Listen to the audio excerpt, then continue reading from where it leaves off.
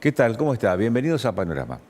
Mire, vamos a hablar en esta oportunidad de cómo de cómo se están configurando las alianzas, los espacios políticos en la Argentina por estas horas, a sabiendas de que venimos de un fin de semana recontra intenso en provincia de Buenos Aires, pero también queremos ver qué pasa en la provincia de Río Negro también. Neuquén ya dio un paso importante en esto porque la neuquinidad, que es la fuerza gobernante, decidió quiénes son sus candidatos o precandidatos para esta instancia de diputados y senadores nacionales. Recuérdese que en el caso de Neuquén renueva 6 bancas, 3 diputados y los 3 senadores. Y allí hubo algunas figuras innovadoras, nuevas, digamos, para la política. Ese es un escenario. La Libertad Avanza todavía no terminó de dar a conocer formalmente quiénes van a ser sus figuras, pero se sabe por dónde va a pasar y quiénes son esas cabezas visibles. Allí está Nadia Márquez, David Del Leret, un Pablo Servi, digamos, son figuras que ya se sabe que van a estar en esos lugares de protagonismo. En Río Negro vamos a ver cómo están las cosas, porque allí digamos, el escenario está agitado, digamos, las aguas están agitadas. Aparece como una gran confrontación. Juntos Somos Río Negro, que es la fuerza provincial liderada por Alberto Beretilnec, y La Libertad Avanza, que tiene en ese distrito a Lorena Villaverde como principal alfil del mileísmo, ¿no?, en territorio rionegrino. Pero vamos a hablar respecto de Buenos Aires. ¿Y por qué vamos a hablar respecto a la provincia de Buenos Aires? Porque se mira con mucha expectativa lo que ocurre allí, lo que se define allí en los espacios políticos, porque sin lugar a dudas eso después va a incidir, va a derramar en el resto del país.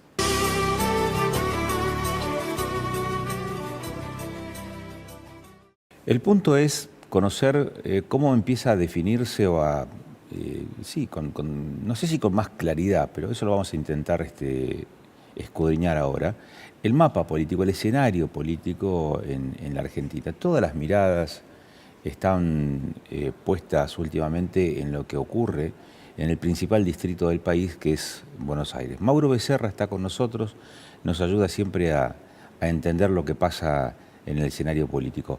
Gracias por aceptar el convite, Mauro. ¿Cómo estás? ¿Qué tal, Agustín? ¿Cómo estás? Gracias por la invitación. Bueno, yo digo Buenos Aires. En realidad hay mucha mirada puesta no solamente en la Libertad Avanza, que es el partido del gobierno a nivel nacional, sino cómo se reagrupa el peronismo o cómo se agrupa el peronismo. ¿Qué estás observando en provincia de Buenos Aires respecto a este tema, Mauro? Bueno, como bien decís, el fin de semana fue toda una noticia por muchos aspectos, los formales y los no formales del cierre de listas de las elecciones provinciales, que déjame decir, Agustín, que desde el inicio tenemos un panorama distinto para los bonaerenses, que es el desdoblamiento de las elecciones. En la provincia de Buenos Aires hace décadas que no se desdobla una elección, siempre corren a la par de las elecciones nacionales, lo cual eso es verdaderamente un tema, no solamente por la decisión política, el despegarse de la situación nacional a la hora de hacer una elección, que fue la apuesta del gobernador Kichilov, sino también a nivel recursos, personas, estructuras, logística, la misma gente de los juzgados electorales, ¿no? Digo, no es lo mismo que a vos te resuelva, por ejemplo, toda la cuestión logística, un ejército argentino que está afectado a una elección nacional, pero participa en tu suelo, que vos como provincia tengas que encargarte de resolver esos mismos temas, aunque incluso por ahí termines usando apoyo del ejército. Hay todo un desafío ahí y también el principal razón para desdoblar una elección es despegarse del efecto de lo nacional. Y bueno, esto no ocurre muy seguido en la provincia de Buenos Aires. Hay que ver entonces qué va a pasar y si se va a lograr acá esta situación.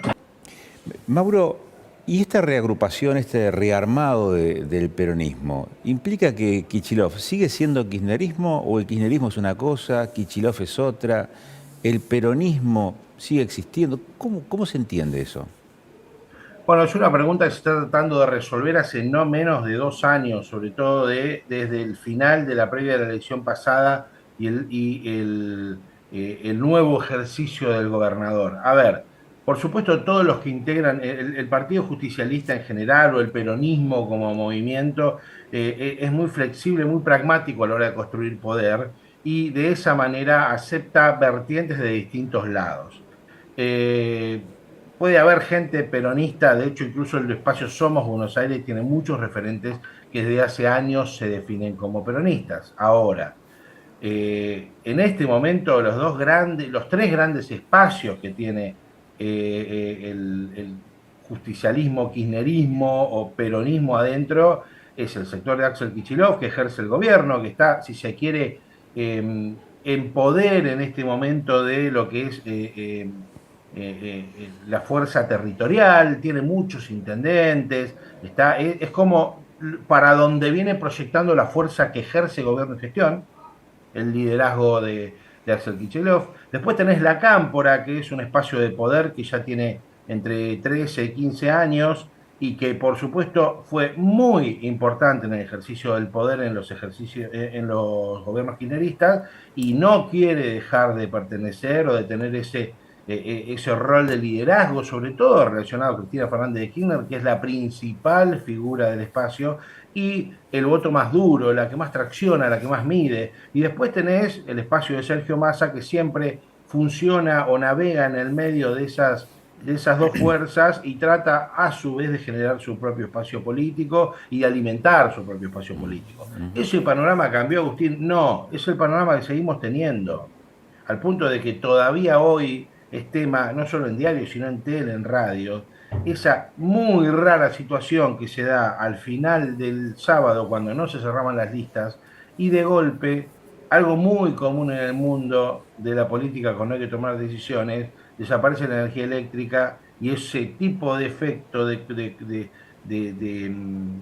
paralización que se da se utiliza para ganar tiempo. Digo, estos son versiones, habría que verlo, pero que ocurrió, ocurrió y de golpe la justicia electoral tuvo que darle al peronismo no solo hasta el domingo al mediodía, sino también hasta el lunes a última hora, perdón, hasta ayer que terminó siendo hasta las 2 de la tarde, una ventana más de 36 horas para poder cerrar las listas correctamente. Eso habla de que tranquilo, de que pensado, acordado y que fluya, no hay nada. Acá hubo una carnicería de pelea por puestos, por lugares, por representaciones, y así después hay que ver cómo se ejerce un poder, ¿no? Vos sabés que uno se pregunta por qué desde la Patagonia estamos invirtiendo estos minutos hablando de este proceso de reacomodación o reacomodamiento de las fichas políticas en provincia de Buenos Aires. Porque acá se ve con mucha expectativa, porque de acuerdo a cómo se resuelva el proceso electivo en Buenos Aires, eso puede derramar en el resto del país. Desde Buenos Aires, ¿cómo se observa, digamos, esa capacidad de incidencia que pueda llegar a tener este reagrupamiento de fuerzas políticas bonaerenses?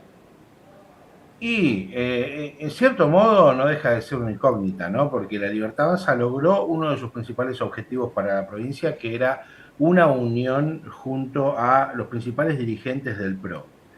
Que fue una unión bastante particular, fue bastante avasallante la situación al punto de que no hay ni un ribete amarillo en los logos ni ningún tipo de identificación, fue prácticamente total el disciplinamiento. Entonces, ese panorama dejaría un espacio que, si logra mantener el status quo económico y si no aparece ningún tipo de situación muy difícil en la discusión pública, se está dirigiendo a seguramente a un resultado favorable.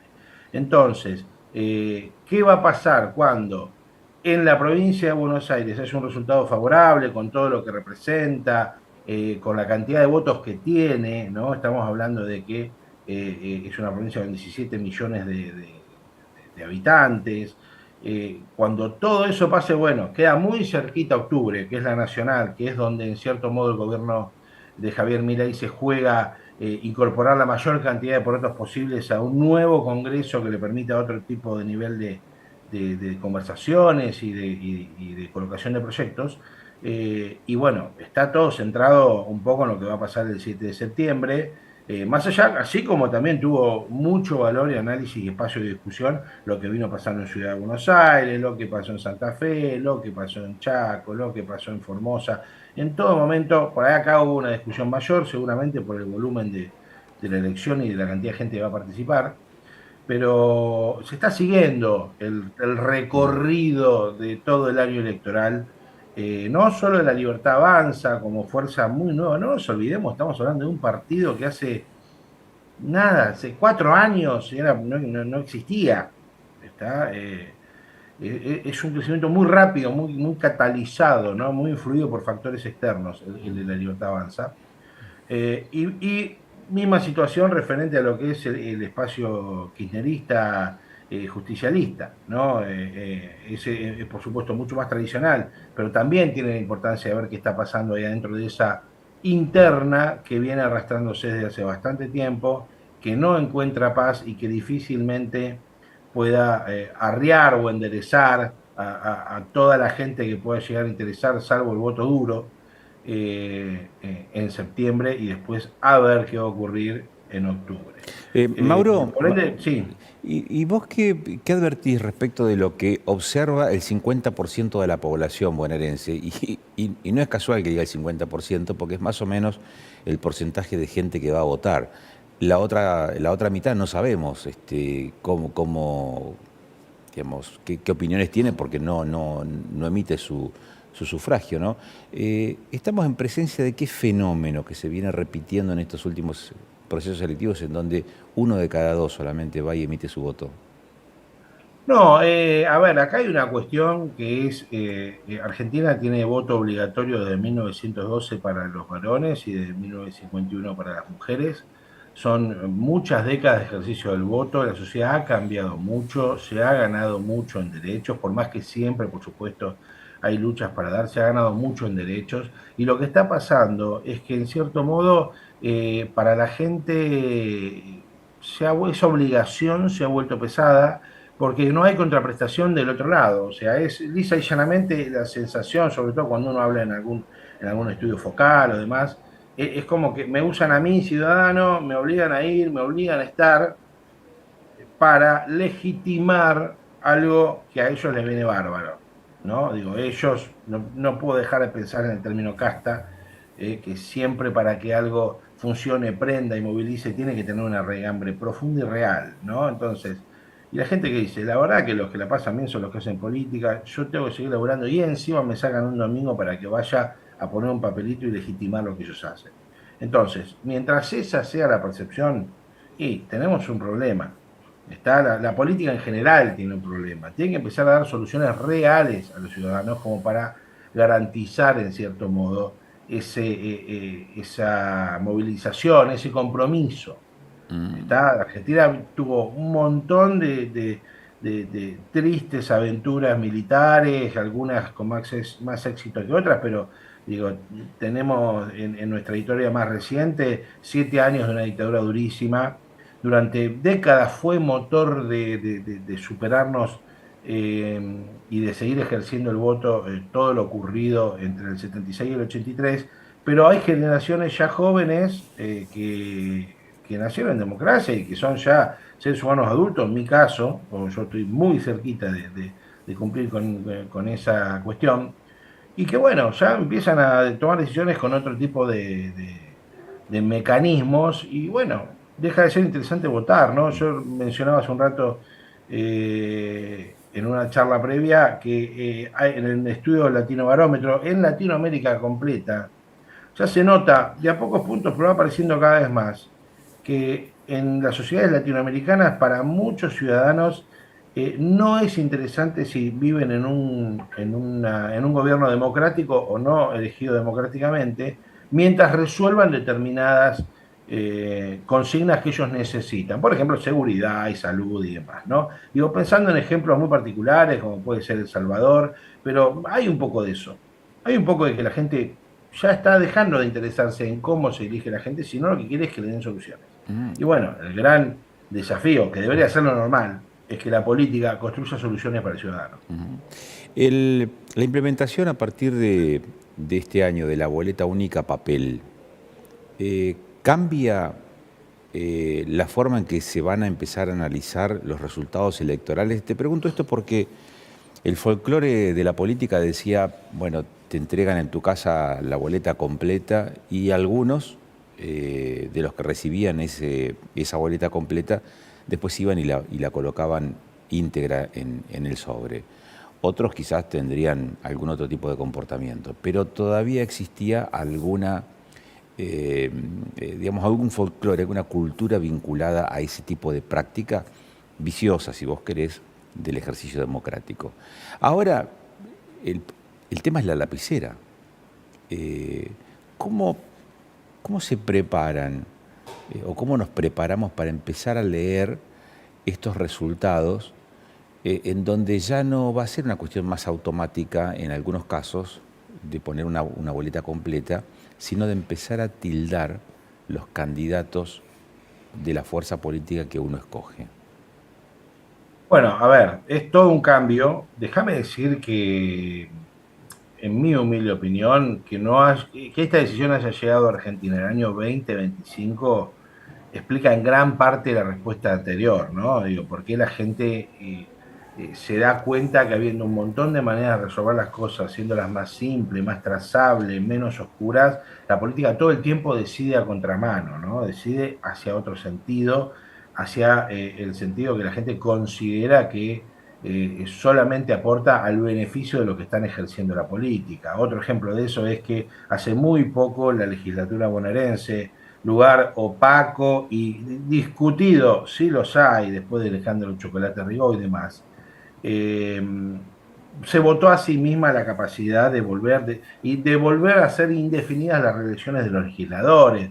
Entonces la gente que está en la calle, que pasa incluso por la puerta de ese recinto, a trabajar, van, vienen, se esfuerzan todos los días, cuando ven esas decisiones verdaderamente dicen, esto es una cargada, hacen todo para mantener sus privilegios. Pero bueno, volviendo a esto, la boleta única de papel en otros países, incluso hasta Australia tiene única de papel desde 1864. Es inexplicable, no hay razón para que no se ejerza el voto de esa manera, porque es muchísimo más igualador, porque elimina mecanismos de manipulación del voto y además es muchísimo más barato que la impresión de boleta por partido para cualquier estado. Entonces, que eso no haya ocurrido antes habla de que había un sistema político interesado en garantizarse la mayor cantidad de mecanismos que les permitan estirar sus propios privilegios.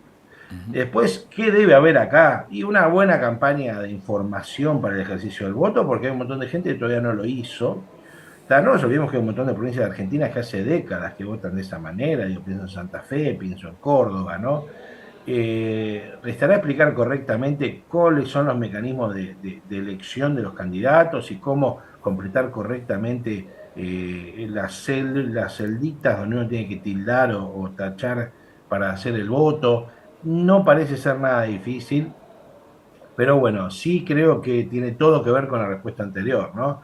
Digo, la política argentina tenía la oportunidad hubo varios proyectos que estuvieron cerca de ser legislados y no avanzó. De hecho, hoy la provincia de Buenos Aires no la tiene, no avanzó el proyecto, con lo cual se va a votar a la vieja usanza de imprimir boletas por partido el 7 de septiembre y después va a ser con boleta única en octubre. Ujú. Eh, ¿Qué peso tiene Cristina? Y acá te pregunto, te hago una consulta que tiene que ver más con tu ponderación, ¿no? La prisión de Cristina, ¿cambió? ¿No cambió el escenario? ¿Qué ves? Mira, a priori lo que vemos ahí es que lo que permitió la presión de Cristina es unificar sectores justicialistas, con lo cual hay un pequeño cambio. O sea, hay sectores que por ahí estaban discutiendo un liderazgo, discutiendo matices de aplicación de ese liderazgo, y de golpe y porrazo, al haber si se quiere, entre comillas, y de la percepción del votante kirchnerista o profundamente peronista, justicialista, un ataque externo, bueno, eso lo que automáticamente genera es unión y abroquelamiento. Ahora, como dice un colega muy reconocido, las elecciones las gana Corea del Centro votando o por Corea del Sur o por Corea del Norte. Entonces, en ese escenario, en ese 15% que cambia y que depende para dónde se vuelque, es cómo va a terminar el resultado de la elección.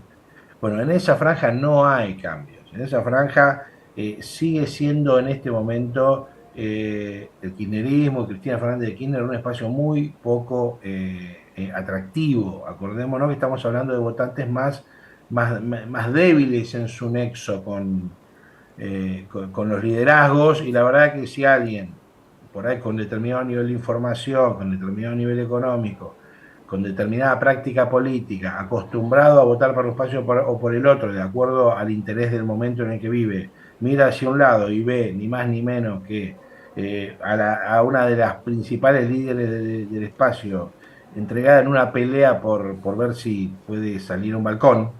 Bueno, no es una situación ideal como para que pueda salir a recolectar votos, ¿no? Entonces, o a enamorar voluntades. Está como en una pelea muy chiquita para lo que es la perspectiva de una nación, y desde ese punto de vista seguramente este votante que cambia y por ahí va a estar mirando por otro lado.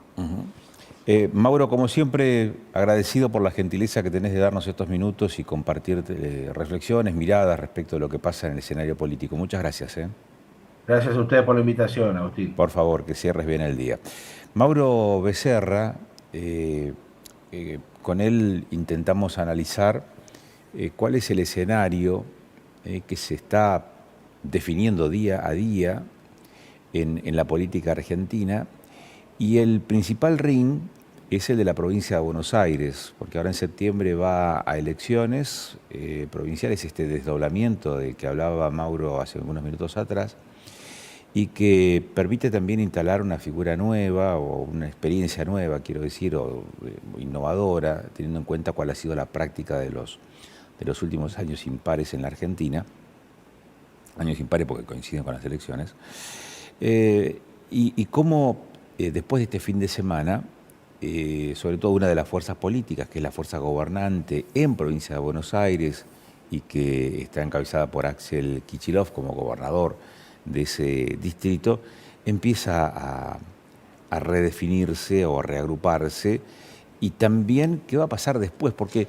si bien es cierto este proceso es importante, lo que está pasando por estas horas o lo que ha pasado en estas últimas horas, también es cierto que no es menos importante que el resultado de esta primera contienda en provincia de Buenos Aires va a permitir barajar y dar de nuevo, o por lo menos reconfigurar ese mapa político. Así que del tema vamos a seguir hablando.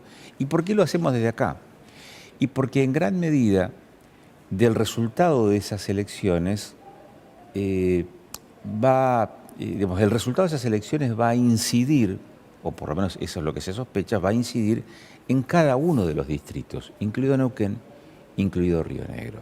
Y de eso vamos a estar charlando en el próximo bloque después de la pausa.